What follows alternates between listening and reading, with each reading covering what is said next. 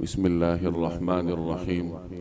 حضرت عمران بن حسین رضی اللہ تعالی عنہ کی روایت کا مفہوم ہے کہ ایک مرتبہ رسول اللہ صلی اللہ علیہ وسلم نے ارشاد فرمایا کہ تم میں سے کون ہے جو روزانہ احد پہاڑ کے برابر عمل کرے؟ تو صحابہ کرام نے عرض کیا کہ یا رسول اللہ، ہم میں سے کوئی روزانہ احد پہاڑ کے برابر عمل کیسے کر سکتا ہے؟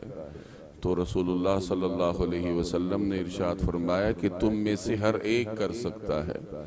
ایک مرتبہ سبحان اللہ کہنے کا ثواب احد پہاڑ سے زیادہ ہے، الحمدللہ کہنے کا ثواب احد پہاڑ سے زیادہ ہے، لا الہ الا اللہ کہنے کا ثواب احد پہاڑ سے زیادہ ہے، اللہ اکبر کہنے کا ثواب احد پہاڑ سے زیادہ ہے۔ یہ مجمع الزوائد کی روایت ہے۔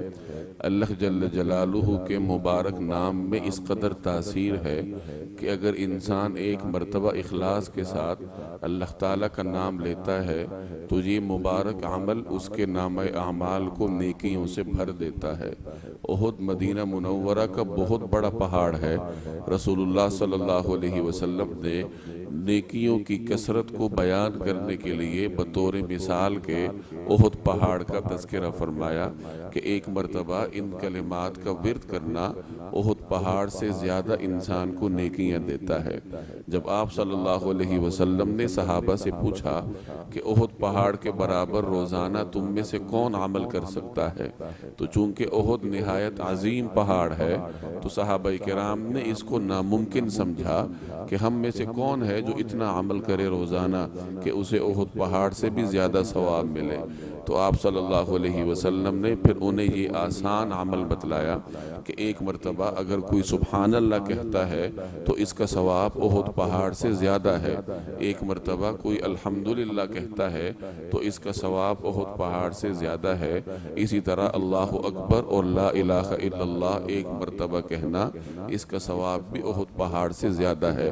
یہ تو عام دنوں کی بات ہے۔ رمضان المبارک میں اللہ تبارک و تعالی ہر عمل کا ثواب بڑھا دیتے ہیں، تو رمضان میں انسان کو کوشش کرنی چاہیے کہ ان کلمات کا ورد کرے، اپنا معمول بنائے، ایک خاص تعداد اپنے لیے مقرر کرے اور روزانہ کی بنیاد پر سبحان اللہ، الحمدللہ، اللہ اکبر، لا الہ الا اللہ ان کلمات کا ورد ایک خاص تعداد میں روزانہ کرے۔ کوئی 300 مرتبہ کر سکتا ہے، کوئی 100 مرتبہ کر سکتا ہے، ایک تعداد مقرر کر لے اور پھر روزانہ اس کی پابندی کیا کرے، کیونکہ بہترین عمل وہ ہوتا ہے جو اگرچہ تھوڑا ہو لیکن انسان روزانہ کرے۔ ایسا نہ ہو کہ ایک دن 1000 مرتبہ پڑھا، اگلے دن پڑھا ہی نہیں۔ اس سے بہتر ہے کہ روزانہ 50 دفعہ پڑھیں لیکن روزانہ پڑھیں۔ اللہ تبارک و تعالی مجھے اور آپ کو عمل کرنے کی توفیق عطا فرمائے۔